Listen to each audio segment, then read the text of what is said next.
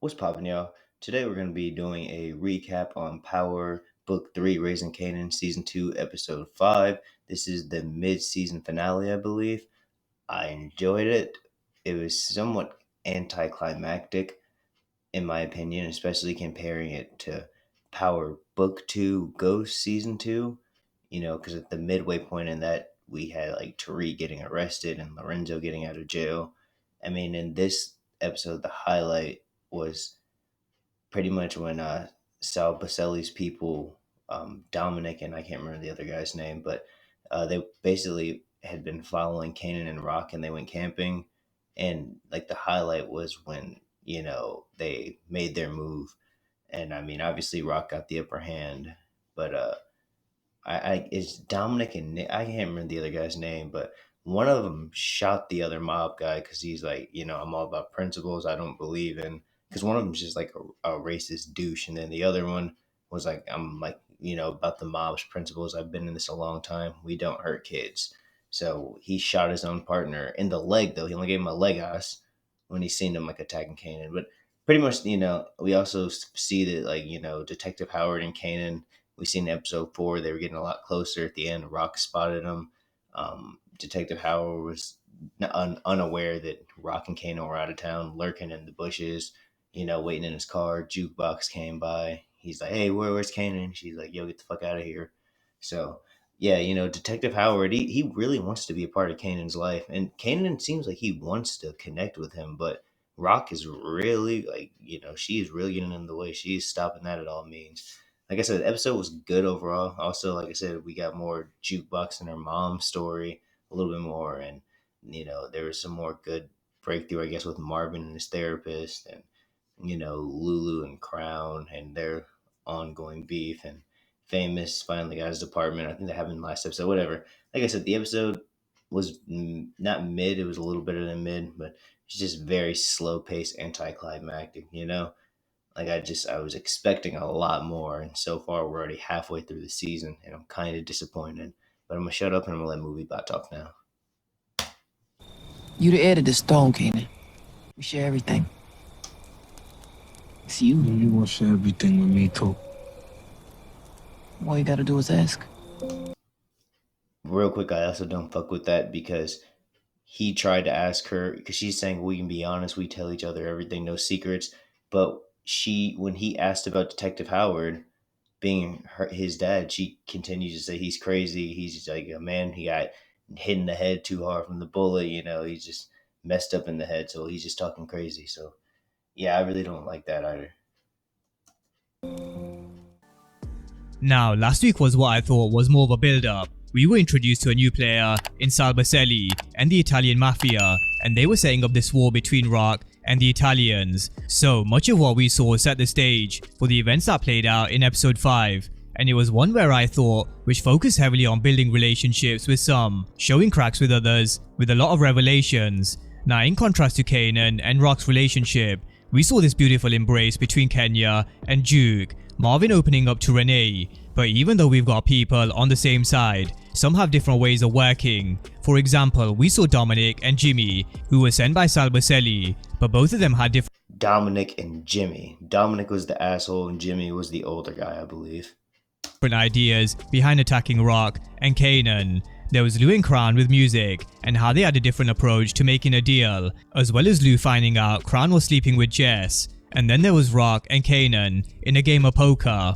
We also saw how Howard's relationship and him opening up to Andrea backfired, and just oh yeah, totally forgot to mention that because he revealed to her that he had a kid, and basically Detective Burke has just been like, I don't know, the try hard cop, just like over the fucking top. She just won't let it go, even though Howard's like, just let it go. So she's just in her car, posted outside of Detective Howard's house while, he's paying off this hooker lady. And, they've been doing it for like years, I guess. So they have like a communication relationship. It's not just all about the sex. So pretty much, he wound up saying like, yeah, I found out I have a son. And basically, Detective Burt got busy, took her downtown, questioned her. And she basically said, yeah, he doesn't talk about the shooting. He doesn't talk about anything. He told me he has a son, but that's it. And so now I think Detective Burke is gonna connect the dots because she's been wondering this entire season, like, yo, like, what's up with this nigga and the Thomas family? Why does he act weird around Kanan? So yeah, I feel like all that's gonna come to the light soon. But I don't. Detective Howard is not gonna rat on Kanan. I'm not even worried about that. And he knows in his heart of hearts that like it wasn't even Kanan's intentions to do that. Rock manipulated him last season. Rock is mom of the fucking year. Let me know in the comment section if I'm wrong.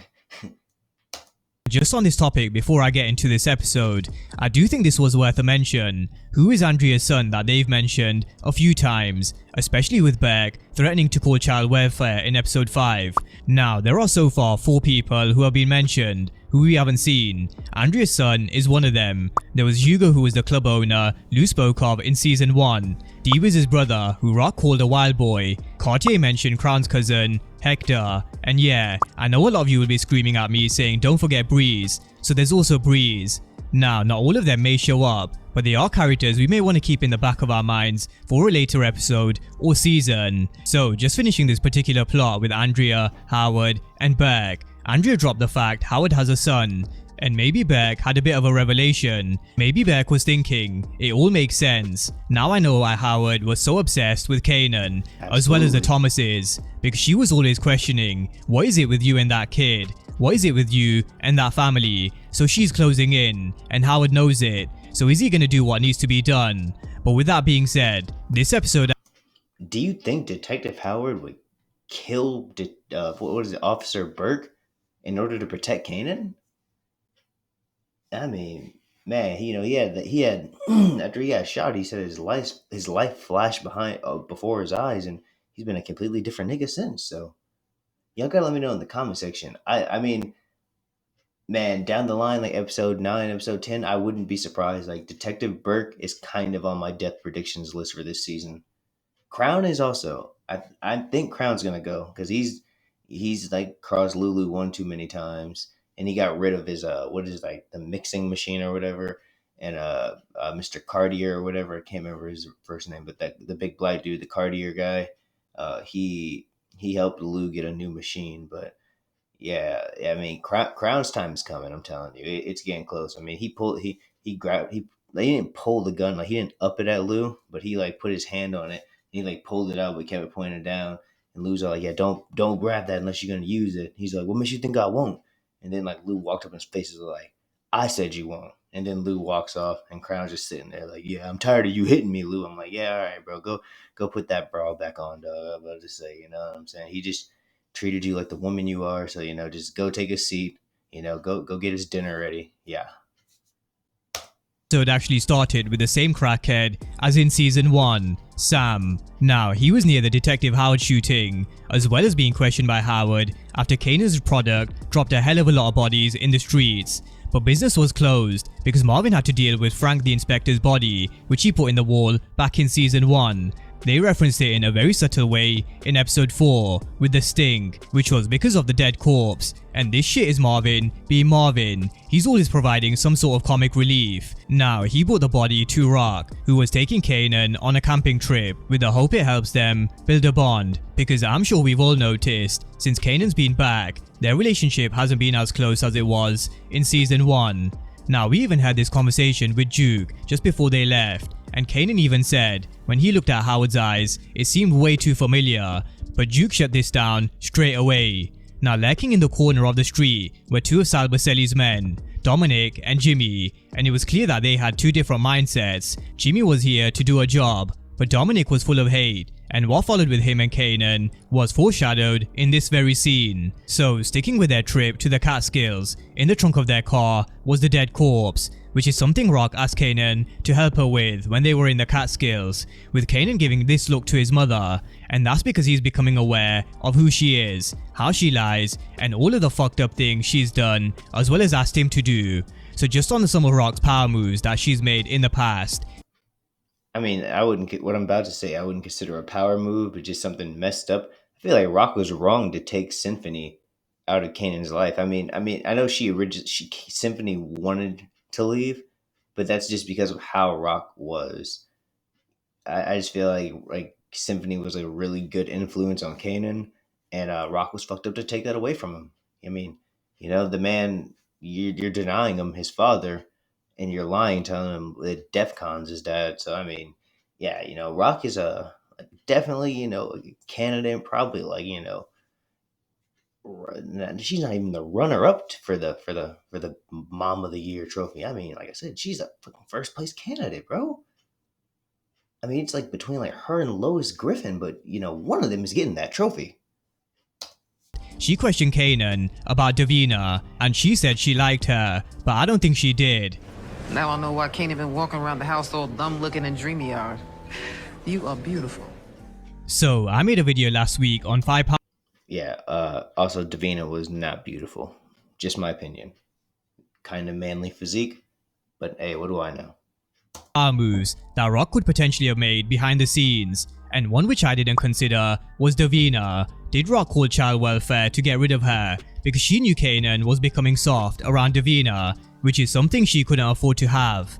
Now, Kanan also mentioned him kicking it with someone who lives next door to Famous, so no doubt we may see Rock meeting either Palomar or Corinne, and maybe pulling a similar move because we all know how protective she is of Kanan.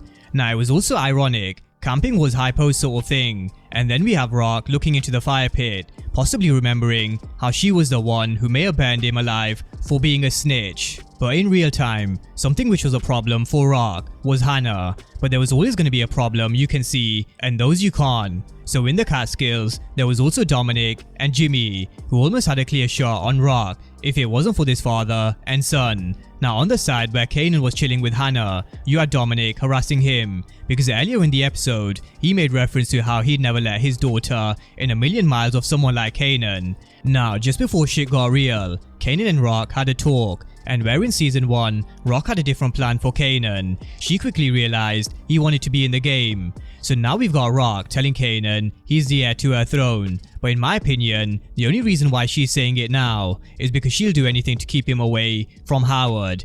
And the only way she can keep an eye on both her business and Kanan is if she combines them, hence bringing Kanan on board. But this Mom of the Year.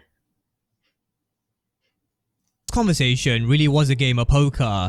Both of them knew each other had secrets, and both knew each other was lying, and I'm gonna come back around to this conversation in just a moment. Now just before they left, even though Rock warned Kanan about messing with Hannah, he couldn't help himself, and where Dominic saw it for the second time, he couldn't help himself either. So where we saw Kanan getting into a tussle with Dominic, on the other side we had Rock with a knife to Jimmy, but she had to leave to go and help Kanan. Now it wasn't Rock who got to Kanan in time, it was his partner, Dominic, who put a bullet in Jimmy's leg, because killing or hurting kids is not what they're about. And so in that moment, Rock said she'll make a deal with Sal Buscemi, but will she really? I don't think so. I think she just said that just so her and Kanan could get out of there. I think she's about to go after Sal Buscemi.